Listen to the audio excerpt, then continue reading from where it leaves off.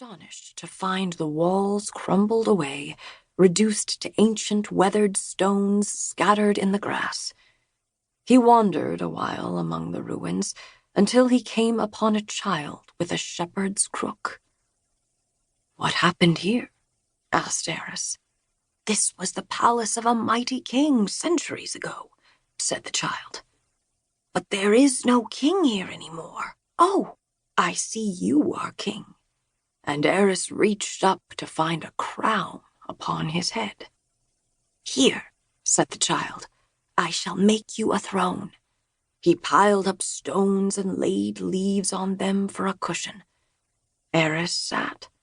He was bewildered, but felt neither loss, nor anger, nor sorrow, for he had given away his heart and was incapable of feeling anything. "Long may you rule," said the child. Then he bowed and went away. Eris sat on the makeshift throne as night fell, and dawn came again. He sat as the seasons changed from fall to winter to spring. He sat as the centuries spun away, and he did not age, and he did not die, for he had given away his soul and his time.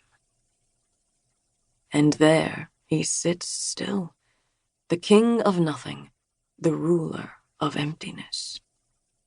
"It doesn't seem very fair," Ida always said when her father finished the story.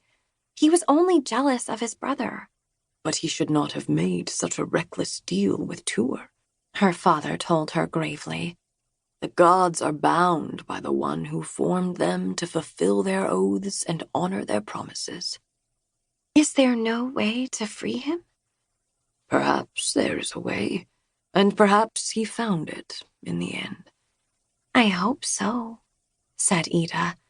"I don't like to think of him sitting there even now." "One must always take care when treating with gods," said her father. "It might not be worth the risk." Which is why, when Ida was 9 years old and made a deal of her own, she took very meticulous care.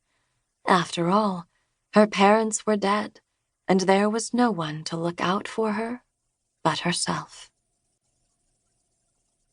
Part 1. Stone and Crown. Long ago, when the world was young but not quite new, a man dared stand against a god, and the god struck him down. Chapter 1. Ida swore. Rain pounded sharp outside the open window of the council chamber, a gust of wind whipping aside the gauzy curtain to display the sprawling city below the palace.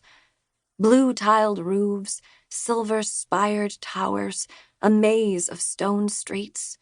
All were as familiar to Ida as breathing, all gleaming wet in the rain. Bells clamored from the spires, warning of the storm that was already here. She swore again, with heat. "Is something wrong, your Imperial Majesty?" The Baron of Teist blinked at her from his place midway down the polished ironwood table. He'd been droning on and on for the last quarter hour, to the rapt attention of her other barons and assorted nobility, but the sandalwood oil drenching his stubby beard was so distractingly potent she hardly knew what he was saying. The courtiers had barely listened to the young steamship engineer she'd brought in to address them earlier. He now sat on her right, looking for all the world like a scrawny, cornered rat. Ida reminded herself of all the reasons she shouldn't strangle the Baron of Teist, and reined in her irritation.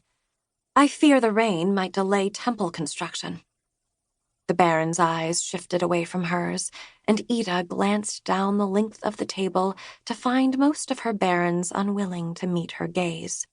All except for Reskarin Haina Ar, Baron of Ivala. He sat opposite the Baron of Teist, his arms folded across his chest. Reskarin was somewhere in the neighborhood of 30 and more elaborately dressed than anyone else in the room.